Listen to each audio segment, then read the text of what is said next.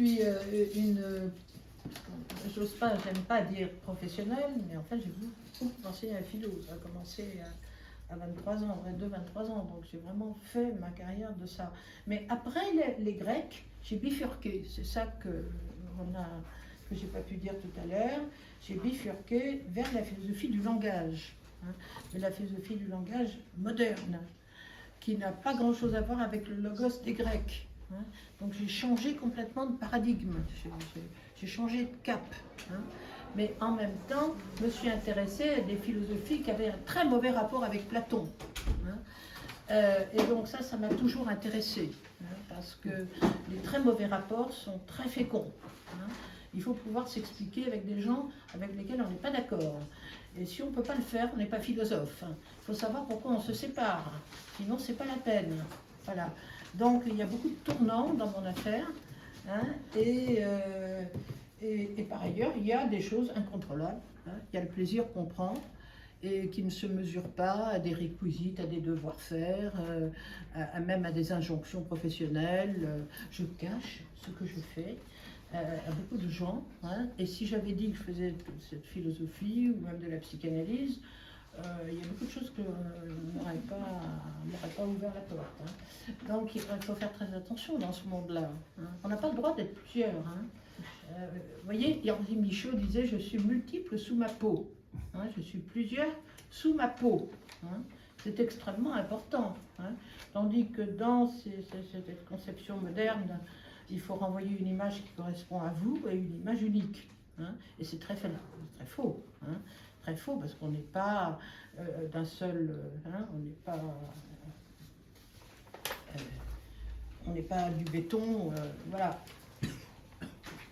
Alors je vais donc vous lire, parce que c'est la deuxième fois que Arnaud Lefebvre gentiment nous propose de lire des poèmes. La dernière fois j'étais avec des musiciens. J'ai l'habitude de beaucoup travailler sur la musique. Donc la musique a beaucoup d'importance dans ma poésie. Vous le verrez 2-3 fois. C'est pas constant, mais ça compte beaucoup. Et j'ai aussi des expériences avec des musiciens professionnels qui sont soit improvisateurs, soit compositeurs. Et il y en a un qui est l'éditeur de cette collection-là, qui me publie en poésie, justement. Et qui s'appelle Jean-Marc Chouvel. L'autre est une Libanaise qui est mezzo-soprane, avec une voix tout à fait sublime, et avec laquelle je joue aussi. Quelquefois, on joue à 3. Alors la dernière fois, on était 3. Vous voyez, il y avait un programme avec 3 personnes, dont moi, et là, cette fois, c'est la voix seule. Hein. On va voir ce que ça donne. Je le fais aussi, mais pas de façon. De toute façon, je ne peux pas le faire beaucoup parce que c'est quand même pas mon métier principal. Là, j'ai 2 vies, si vous voulez. J'ai 2 vies et ça se présente comme ça se présente. Alors là, vous aurez donc presque une profession de foi, c'est-à-dire que je trouve en philosophie, vous savez, il est très à la mode de dire l'idée, l'ineffable, bon, etc. Et moi, je suis totalement opposée à ça. Vous parlez de mots, hein, ça prouve que vous ne réduisez pas la poésie à une quête d'ineffable. S'il n'y a pas de mots, il n'y a rien. Hein. Il n'y a pas de poésie s'il n'y a pas le son du mot, hein, qui est le son du sens, qui n'est pas simplement une chose ineffable, désincarnée, c'est tout le contraire. Le son doit s'entendre, hein, sinon c'est pas la peine, hein, il n'y a pas de poésie sans ça. Alors donc le signifiant vocal est premier. Voilà. Donc je me mouille un peu en disant l'ineffable ici n'a pas sa place. Hein. Alors vous allez me dire, mais alors pourquoi une dédicace imprononçable, hein? Bah, c'est un peu un défi. Quelque chose est imprononçable dans une dédicace et à la fois, il faut que ça s'entende. Donc il faut faire entendre ce qui n'est pas... il faut pouvoir proférer, donner un son vocal à des choses qui ne sont pas forcément accessibles tout de suite, hein, facilement. Il faut parfois des phrases entières, Et il ne faut pas que ça commence, c'est parfois au milieu d'une phrase que quelque chose se dessine. Voilà, on ne va pas du silence au bruit. Le mot, le langage, il est pris dans un milieu. Il émane d'un milieu sonore. Nous sommes tous pris dans des milieux sonores. Ce n'est pas que les mots ou la poésie, c'est beaucoup d'autres choses. Voilà, donc voilà ma présentation. Alors, il faut quand même que je dise que dans la philosophie du langage contemporaine, j'ai donné beaucoup dans il s'agissait de faire connaître le cercle de Vienne, absolument inconnu en France, parce qu'on mélangeait avec la philosophie américaine. Donc à partir de 80-90, on a découvert qu'il y avait un courant qui s'appelle le cercle de Vienne, qui a émergé dans les années 20 entre deux guerres à Vienne, et qui indique que la philosophie du langage est née dans beaucoup d'endroits, mais enfin, si vous voulez, elle n'était pas simplement overseas. Elle n'était pas un courant simplement outre-Atlantique. Elle avait des racines à Vienne, et même on pourrait dire plus, mais là, ce n'est pas le lieu. Le cercle de Vienne est celui qui l'a inspiré beaucoup. Et c'était comme ça, c'était pas harmonieux, c'était pas on est d'accord, Béni oui, etc. Non, non, c'est Wittgenstein qui était une figure récalcitrante, qui ne voulait pas qu'on l'assimile au cercle de Vienne, que le cercle de Vienne ne voulait pas le rencontrer, et Wittgenstein, plutôt c'est Wittgenstein qui faisait la fine bouche, et il n'aimait pas beaucoup qu'on le cite comme un inspirateur. Donc Wittgenstein est une figure pour moi très, très importante. Merci. Et il n'y a pas aucune continuité dans ce que je fais. Ça paraît très, très différent, mais en fait, il y a un motif. Vous savez, c'est comme chez les artistes. Les artistes travaillent sur des motifs. Et bien moi, je voudrais dire que les philosophes aussi. Ils ne feront pas que du concept. Voilà. En plus, les concepts, ça ne s'entend pas. Et moi, j'aime que ça s'entende. Voilà. Alors, vous allez entendre, après Imprononçable dédicace, d'abord, c'est le titre de poèmes qui ont été publiés dans la revue Poésie. La revue qui a été créée par Michel de Guy, en 1976, je crois bien, la revue Poésie, aux éditions Belin. De Guy était un très grand poète, qui est mort il y a quelques années, 3-4 ans, 5 ans peut-être. Et elle a été reprise par quelqu'un qui s'appelle Martin Rueff. Moi, j'avais publié déjà dans la revue Poésie, mais là, Martin Rueff m'a donné la possibilité de publier à nouveau dans un numéro qu'il a dirigé lui, successeur de Michel de Guy. Alors, ce numéro, le voilà, il est là, 194, de 2005, donc 2025, c'est le 4e numéro de 2025. Je ne peux pas le donner, vous pouvez le consulter, mais vous ne pouvez pas l'emmener. Mais vous pouvez le commander si vous voulez. Et il y a 2 fascicules que vous pouvez consulter aussi, que j'ai fabriqués moi-même, parce que c'est très difficile d'avoir des tirés à part dans ce monde très, très développé. Et voilà, donc vous pouvez un petit peu regarder. Là, il n'y a que mes poèmes, mais ils sont dedans, ils sont dans ce numéro. Voilà. Et ça, c'est un des derniers numéros de la revue de poésie créée par De Guy, et qui est maintenant dirigé par Martin Rueff. Il y a eu une lecture à la Maison de la Poésie, Passage Molière, 24 janvier. Que j'ai présenté mes poèmes aussi le 24 janvier. Alors, il y aura quelques poèmes qui ont été publiés dans ce numéro.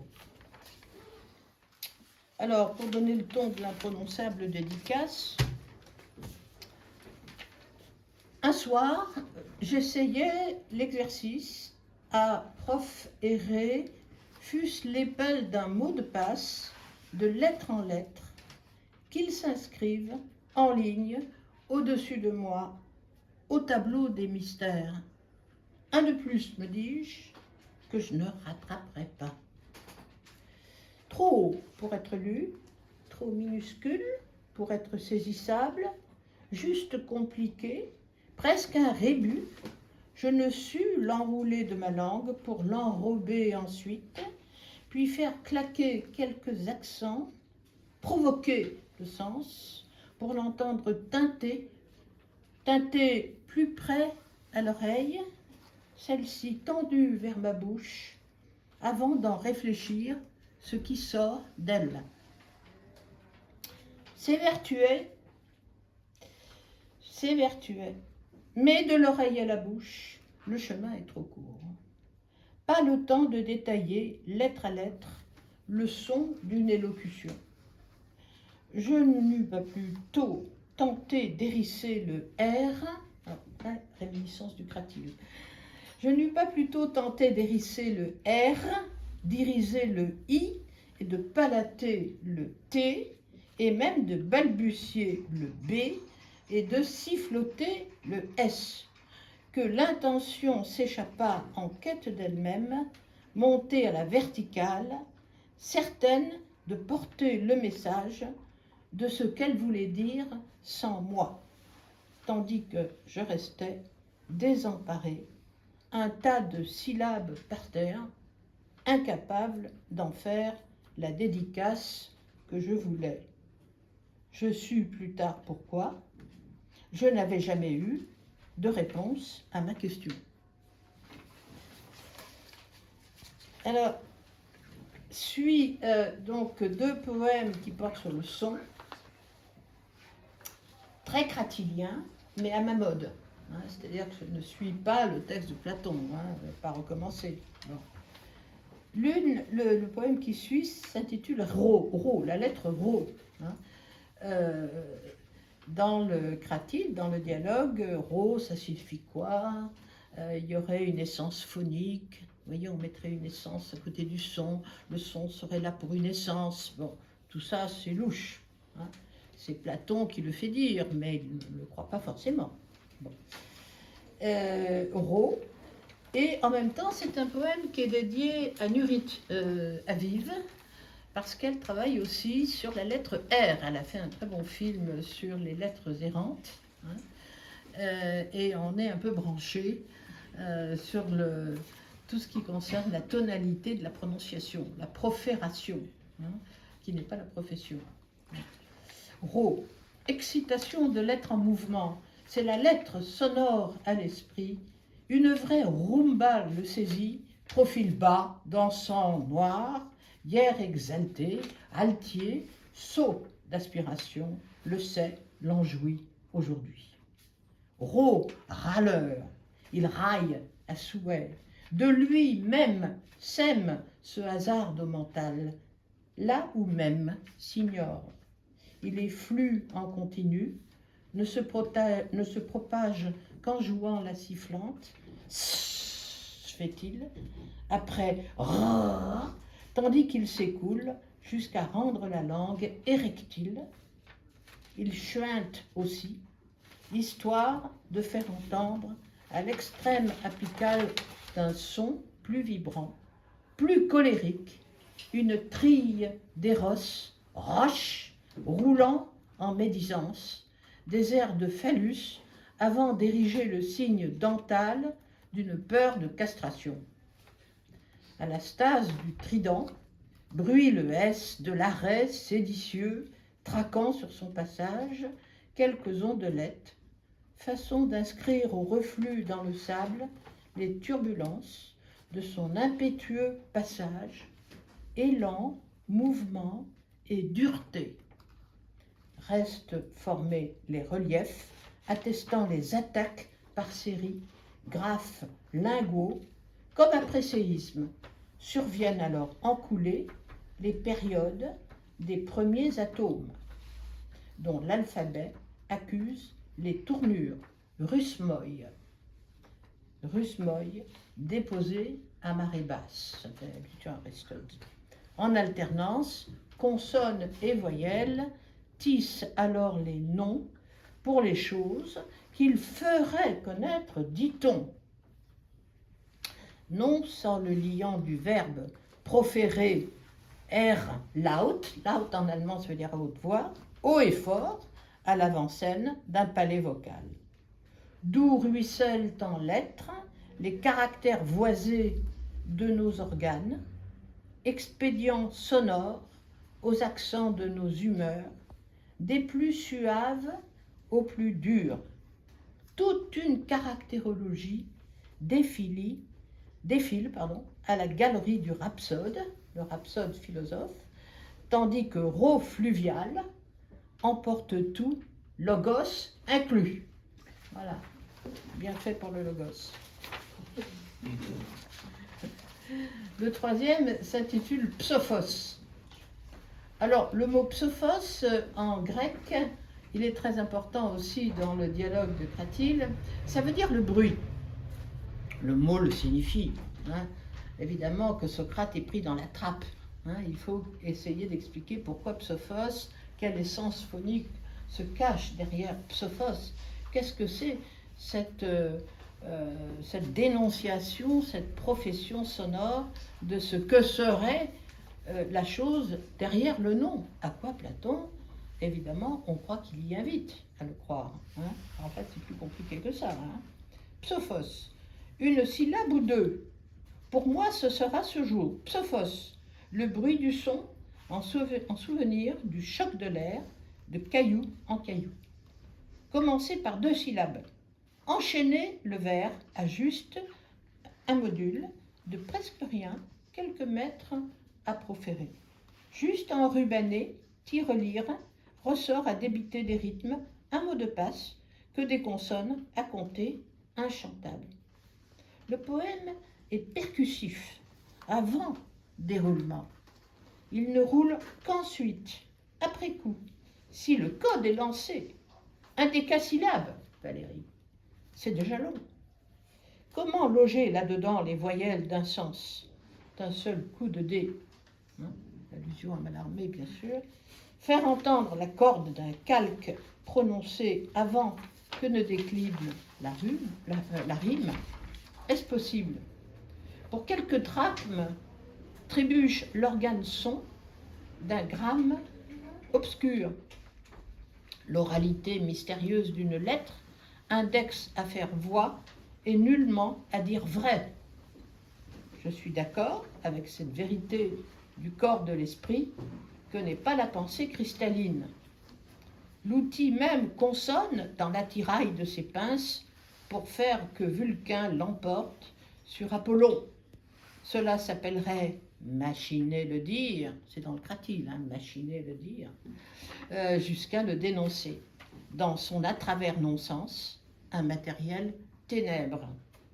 Faut voir l'organe profond, comment s'érogène le muscle du premier nom, puis un sextuple intonné de la glotte à la lèvre, mouvement mu, grave, tendu à l'arc d'un sans forme, là où s'anime l'envers animal d'une contracture à peine musicale pour renforcer le poème advenu sous l'enclume. C'est de la forge, c'est très c'est ctonien. Et évidemment, c'est une allusion, Psophos aussi, au bruit des coquilles d'huîtres avec lesquelles les Grecs votaient. Donc la coquille d'huître faisait un bruit très rocailleux, pas du tout joli, dans l'urne. Et donc Psophos, c'est aussi ce bruit-là. C'est donc pas du tout... c'est un Platon, c'est une langue grecque rugueuse. Vous voyez, il se passe des choses en ce sens qui ne sont pas forcément douces et harmonieuses. Alors, je vais vous lire que je n'avais pas lu la dernière fois, Acousma. Acousma, c'est évidemment en grec encore ce qu'on écoute. C'est aussi un courant de création musicale, la musique acousmatique. Bon. Ça avait beaucoup intéressé mon compagnon Jean-Marc, compagnon musical, musicologue, que je puisse faire un texte sur Acousma à cause de cela. Et si tout était son, expérience de pensée acousmatique, si tout était son, et peut-être si l'œil, l'ouïe, le tact, l'odorat faisaient un seul sensible de tous ces organes, résonateurs affiliés, alors un air s'écroulerait en stries d'un cristal de chute que ma main lisserait de haut en bas, comme la pluie vers soir. Et le vent chanterait par les orgues qu'un regard ferait bruire au long d'un temps démesuré, jusqu'à la longe des couleurs mêlées, dont j'entendrais battre les senteurs sous l'orage, un rideau de clameurs tonitrué, les saxes haut levés, en fanfare. Tout retraduit deviendrait sensible. Tout retraduit deviendrait sensible en parenté d'accords, sororité des éléments modifiés en une chose, sonore.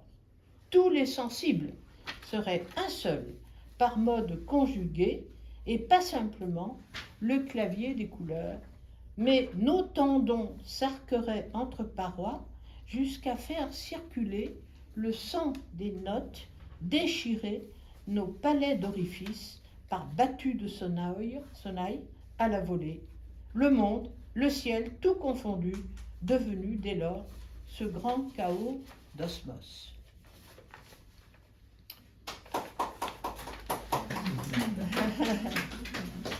Alors, j'avais aussi une habitude qu'il faut que je retrouve un petit peu.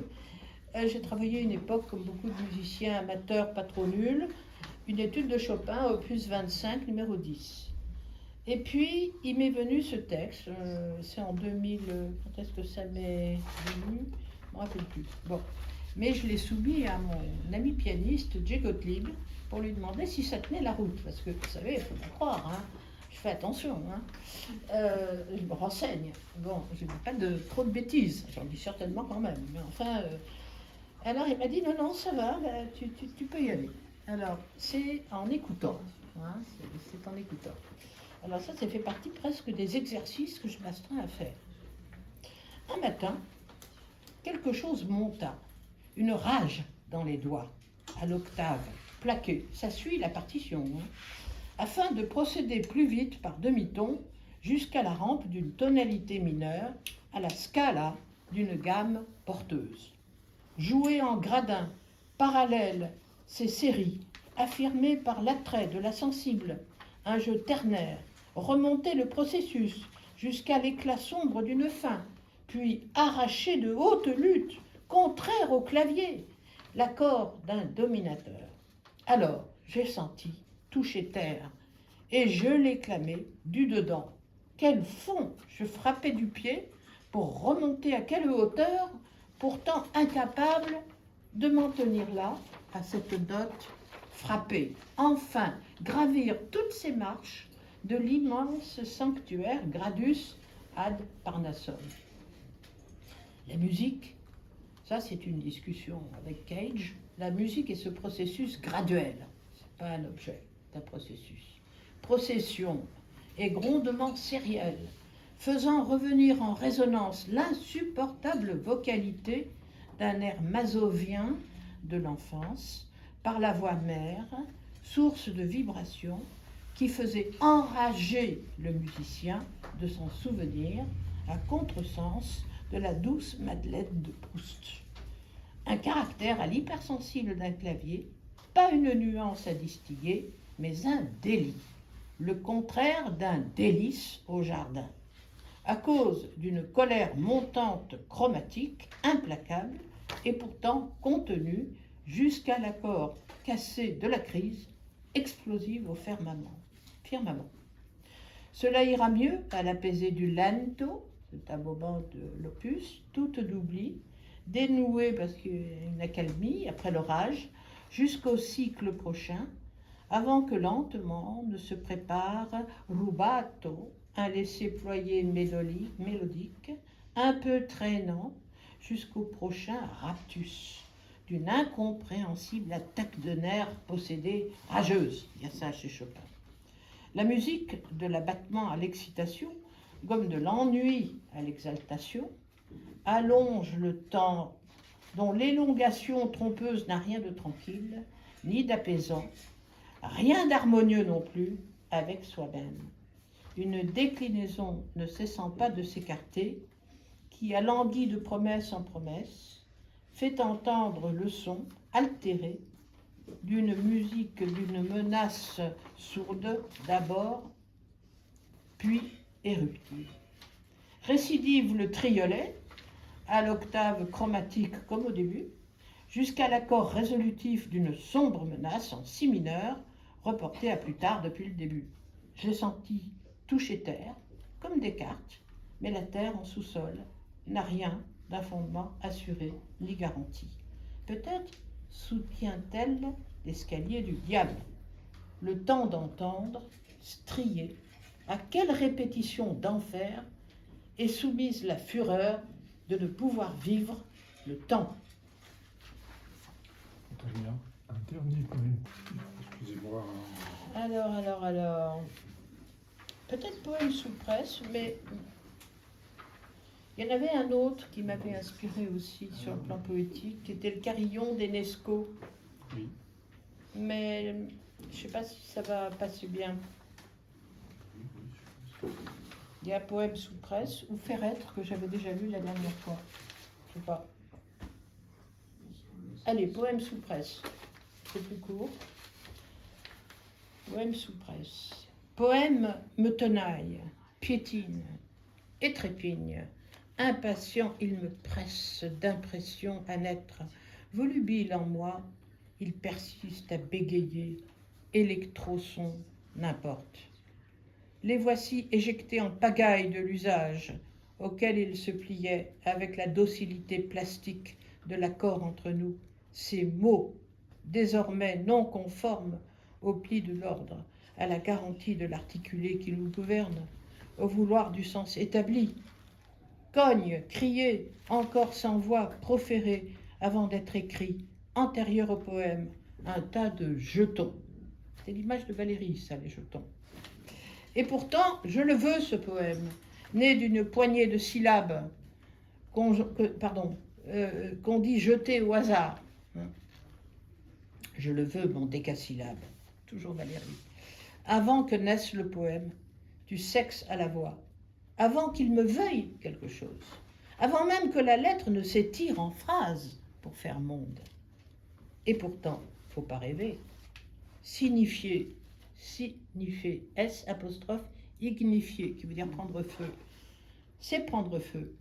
Quand pulse l'âme souffle, psyché, à la braise des atomes, plus rapide que ceux du corps. Voilà. Merci.